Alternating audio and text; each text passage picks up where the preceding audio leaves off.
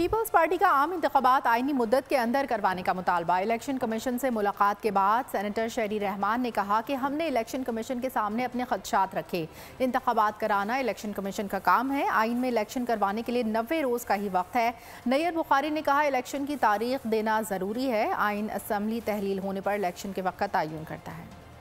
अपने जितने भी खदशात हैं डिले के हवाले से वो सामने रखे और कहा कि आइन हमारे लिए बालातर है। उनकी जिम्मेदारी बनती है जी फौरी तौर पर वो एक शेड्यूल अनाउंस करें, क्योंकि मुल्क में अभाम नहीं होना चाहिए। नाकाबंदियों के हवाले से कहा कि ये आइन में नहीं है तरजीह आइन में 90 दिन की है। मुल्क में आइन सबसे बालादस्त कानून है, आइन है। जो आर्टिकल 224 है वो एक वक्त मुतय्यन करता है कि जब असेंबली डिसॉल्व हो जाएगी उस 224 में जो मुद्दत दी गई है उस मुद्दत के अंदर इंतखाबात होने चाहिए। नुक्ता हमारा ये था जिसपे हमारा इसरार भी है, पीपल्स पार्टी का मौक़िफ़ भी है कि इंतखाबात आइन की दी हुई मुद्दत के अंदर होने चाहिए। सब्सक्राइब करें और बेल दबाएं ताकि कोई खबर रह न जाए।